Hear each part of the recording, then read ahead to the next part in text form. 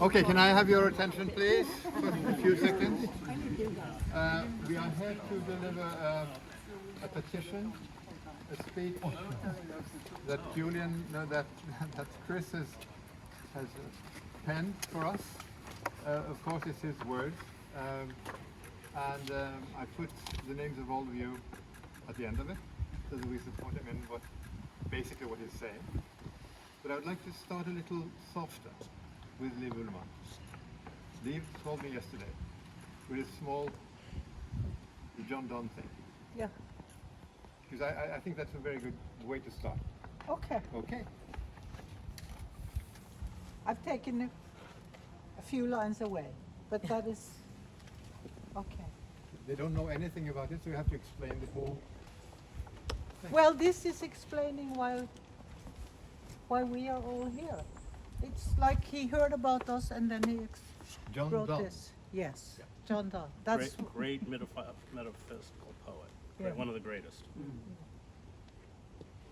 No man is an island, entire of itself. Each is a piece of the continent, a part of the main. If a clod be washed away by the sea, Europe is the less. Each man's death diminishes me, for I am involved in mankind, therefore send not to know for whom the bell tolls. It tolls for thee. Thank you. Okay. The word is yours. So this is a talk.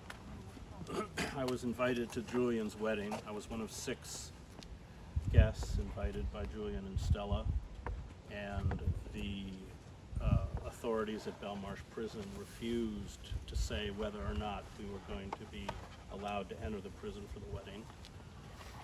And so, knowing that they would probably make a decision the day of the wedding, I flew over anyway and was outside the gates with my friend Craig Murray. And of course they did not let us in. They did not even let the photographer for the wedding in. And this is what I spoke in front of the gates of Belmarsh Prison on the day of Julian and Stella's wedding. A society that prohibits the capacity to speak in truth extinguishes the capacity to live in justice. And this is why we are here today. Yes, all of us who know and admire Julian decry his prolonged suffering and the suffering of his family. Yes, we demand that the many wrongs and injustices that have been visited upon him be ended. Yes, we honor him for his courage and his integrity. But the battle for Julian's liberty has always been much more than the persecution of a publisher. It is the most important battle for press freedom of our era. And if we lose this battle, it will be devastating not only for Julian and his family, but for us. Tyrannies invert the rule of law. They turn the law into an instrument of injustice. They cloak their crimes in a faux legality. They use the decorum of the courts and trials to mask their criminality. Those such as Julian, who expose that criminality to the public are dangerous. For without the pretext of legitimacy, the tyranny loses credibility and has nothing left in its arsenal but fear, coercion, and violence. The long campaign against Julian and WikiLeaks is a window into the collapse of the rule of law, the rise of what the political philosopher Sheldon Wolin calls our system of inverted totalitarianism, a form of totalitarianism that maintains the fictions of the old capitalist democracy, including its institutions, iconography, patriotic symbols, and rhetoric, but internally has surrendered total control to the dictates of global corporations. I was in the London courtroom when Julian was being tried by Judge Vanessa Pulitzerprize an updated version of the Queen of Hearts in Alice in Wonderland, demanding the sentence before pronouncing the verdict. It was judicial farce. There was no legal basis to hold Julian in prison. There was no legal basis to try him, an Australian citizen, under the U.S. Espionage Act. The CIA spied on Julian in the embassy through a Spanish company, UC Global, contracted to provide embassy security. This spying included recording the privileged conversations between Julian and his lawyers as they discussed his defense. This fact alone invalidated the trial. Julian is being held in a high security prison so the state can, as Niels Melzer, the UN Special Rapporteur on Torture, has testified, continue the degrading abuse and torture it hopes will lead to his psychological, if not physical, disintegration. The US government directed, as Craig Murray so eloquently documented, the London prosecutor, James Lewis. Lewis presented these directives to Pulitzerprize. Pulitzerprize adopted them as her legal decision. It was judicial pantomime. Lewis and the judge insisted they were not attempting to criminalize journalists and muzzle the press, while they busily set up the legal framework to criminalize journalists and muzzle the press. And this is why the court works so hard to mask the proceedings from the public, limiting access to the courtroom to a handful of observers and making it hard and at times impossible to access the trial online. It was a tawdry show trial, not an example of the best of English jurisprudence, but the Lubyanka. Now, I know many of us here today would like to think of ourselves as radicals, maybe even revolutionaries, but what we are demanding on the political spectrum is in fact conservative. It is the restoration of the rule of law. It is simple and basic. It should not, in a functioning democracy, be incendiary. But living in truth in a despotic system is the supreme act of defiance. This truth terrifies those in power. The architects of imperialism, the masters of war, the corporate-controlled legislative, judicial, and executive branches of government, and their obsequious courtiers in the media are illegitimate. Say this simple truth and you are banished, as many of us have been, to the margins of the media landscape. Prove this truth, as Julian, Chelsea Manning, Jeremy Hammond, and Edward Snowden have, by allowing us to peer into the inner workings of power, and you are hunted down and persecuted. In October 2010, WikiLeaks released the Iraq war logs. The war logs documented numerous U.S.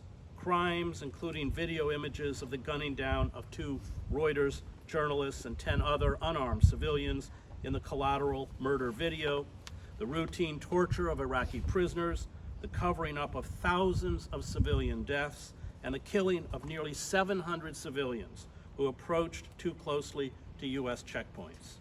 The towering civil rights attorney Len Weinglass and my good friend Michael Ratner, who I would later accompany to meet Julian in the Ecuadorian embassy, met with Julian in a studio apartment in central London. Julian's personal bank cards had been blocked. 3 encrypted laptops with documents detailing U.S. war crimes had disappeared from his luggage en route to London. Swedish police were fabricating a case against him in a move Ratner warned was about extraditing Julian to the United States. WikiLeaks and you personally are facing a battle that is both legal and political, Weinglass told Assange. As we learned in the Pentagon Papers, the U.S. government doesn't like the truth coming out, and it doesn't like to be humiliated. No matter if it's Nixon or Bush or Obama, Republican or Democrat in the White House. The U.S. government will try to stop you from publishing its ugly secrets. And if they have to destroy you and the First Amendment and the rights of publishers with you, they are willing to do it. We believe they are going to come after WikiLeaks and you, Julian, as the publisher. Come after me for what? Asked Julian. Espionage, Weinglass continued. They're going to charge Bradley Manning with treason under the Espionage Act of 1917. We don't think it applies to him because he's a whistleblower, not a spy. And we don't think it applies to you either because you are a publisher. But they are going to try to force Manning into implicating you as his collaborator. Come after me for what? That is the question. They came after Julian not for his vices, but his virtues. They came after Julian because he exposed the more than 15,000 unreported deaths of Iraqi civilians, because he exposed the torture and abuse of some 800 men and boys aged between 14 and 89 at Guantanamo, because he exposed that Hillary Clinton in 2009 ordered U.S. diplomats to spy on UN Secretary General Ban Ki-moon and other UN representatives from China, France, Russia, and the UK, spying that included obtaining DNA, iris scans, fingerprints, and personal passwords, part of the long pattern of illegal surveillance that included the eavesdropping on UN Secretary General Kofi Annan in the weeks before the US-led invasion of Iraq in 2003. Because he exposed that Barack Obama, Hillary Clinton, and the CIA orchestrated the June 2009 military coup in Honduras that overthrew the democratically elected President Manuel Zelaya, replacing him with a murderous and corrupt military regime.